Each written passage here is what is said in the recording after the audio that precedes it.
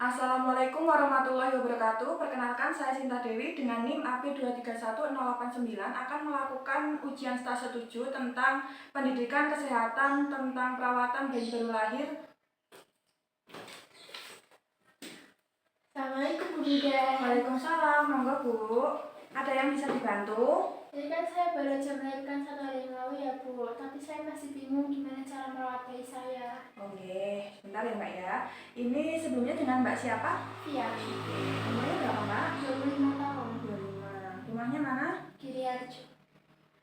Sebelumnya perkenalkan dulu, saya Bidan Sinta yang akan melakukan pemeriksaan ke adiknya sekaligus memberikan edukasi tentang perawatan bayi baru lahir di rumah sehari-harinya gitu ya Mbak ya.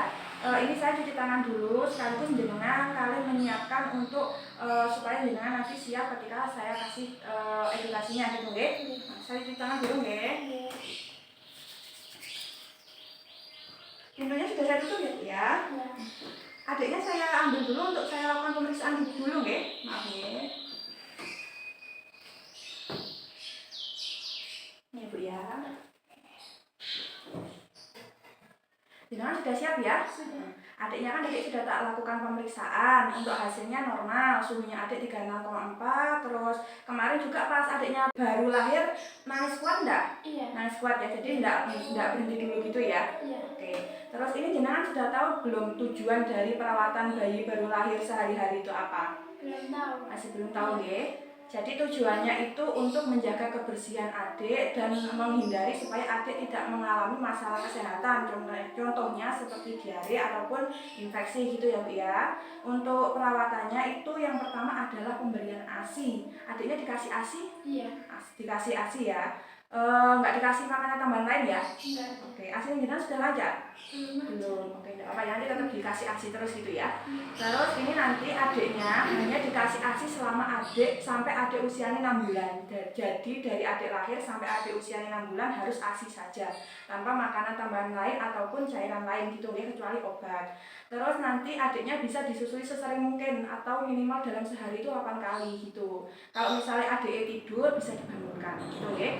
Terus yang selanjutnya ada menjaga kebersihan serta kehangatan adik gitu. Untuk caranya yang pertama melakukan kontak kulit antara adik sama ibu ataupun bapaknya gitu nggih. Nanti caranya dibuka bajunya adik sama jenengan, nanti ditaruh di dadanya jenengan, terus ditutupi bagian punggung adik gitu ya.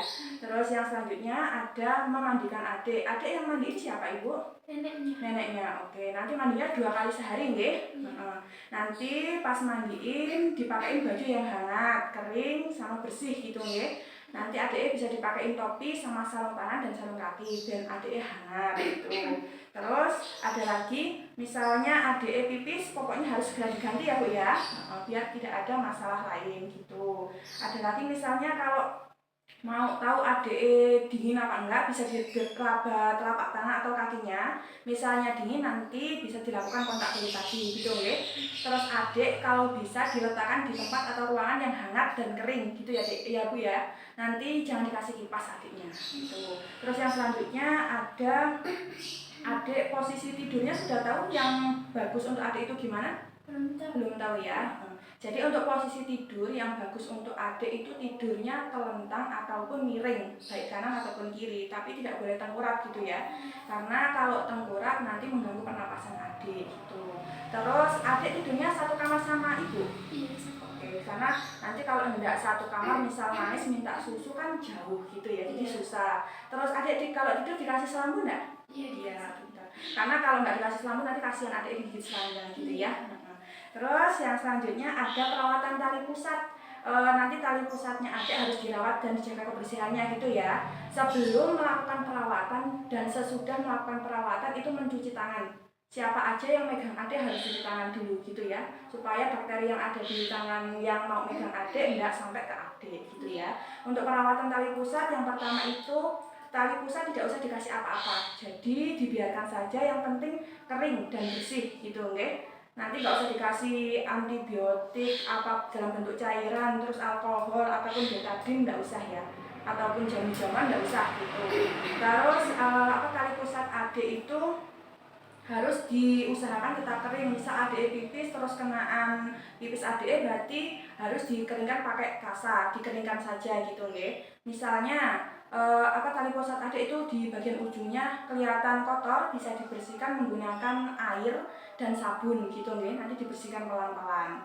Terus tapi langsung dikeringkan gitu. Terus nanti untuk nali popoknya adik di bagian bawah pusatnya ya Bu ya, jangan di atasnya ya, biar tidak terjadi gesekan antara popok sama tali pusat adik gitu.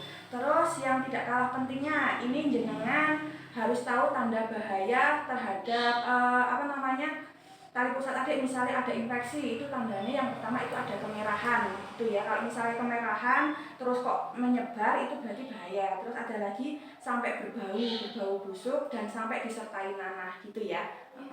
Terus yang selanjutnya, ibu juga harus tahu cara mengecek suhu adik pakai yang namanya alat termometer. Nanti jenengan beli ya Bu ya. Nanti caranya jenengan pencet mawon di bagian tombolnya, terus ditaruh di ketiak adik. Nanti kalau sudah bunyi jenengan lihat, kalau nanti suhunya adik di bawah normalnya itu di angka 36,5 sampai 37,5. Nanti kalau di rentan itu berarti normal, tapi lebih dari 37,5 berarti adik masuk ke demam gitu ya. Terus selanjutnya ada lagi, ibu harus paham tentang tanda bahaya pada adik gitu ya. Ini penting banget karena kalau misalnya nanti adik mengalami itu, jenengan harus segera membawa ke fasilitas kesehatan ataupun ke bidan terdekat gitu ya Bu ya. Untuk tanda bahaya yang pertama itu, yang pertama adiknya malas menyusu.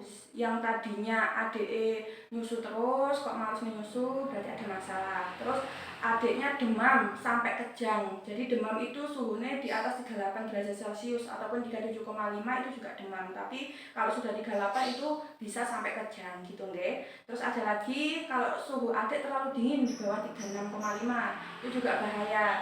Terus ada lagi kalau seumpamanya pernafasan adik itu terlampau cepat ataupun terlalu lambat gitu nggih. Kalau terlalu cepat itu berarti lebih dari 60, kalau terlalu lambat di bawah 40 gitu nggih. Terus ada lagi kalau misalnya kulit adik itu kuning dari badan, seluruh badan sampai ke telapak tangan atau telapak kaki, itu juga bahaya. Tapi kalau kuningnya masih di sekitar dada enggak apa-apa, karena kan adik masih baru lahir gitu ya. Produksi ASI masih belum ada, jadi mungkin untuk mengalami kuning yang penting nggak sampai ke telapak tangan sampai telapak kaki gitu. Terus misal kalau keluar nanah di bagian mata adik tapi banyak, itu juga bahaya. Terus yang terakhir itu kalau misal ada adiknya mengalami diare sama tanda infeksi pada tali pusat, itu juga bahaya nggih. Pokoknya nanti kalau misalnya adik mengalami masalah, segera dibawa ke bidan mawon atau ke fasilitas pelayanan kesehatan terdekat gitu nggih. Jadi tidak boleh diobatin sendiri gitu karena adiknya masih rentan terhadap penyakit gitu ya. Ini untuk perawatan bayi baru lahir yang saya sampaikan itu saja poin-poinnya. Ini jenengan sudah paham ya? Iya, sudah Pak. Sudah ya. Terus ini kalau memang sudah paham, saya tanya boleh ya Bu ya? Iya, boleh. Oke.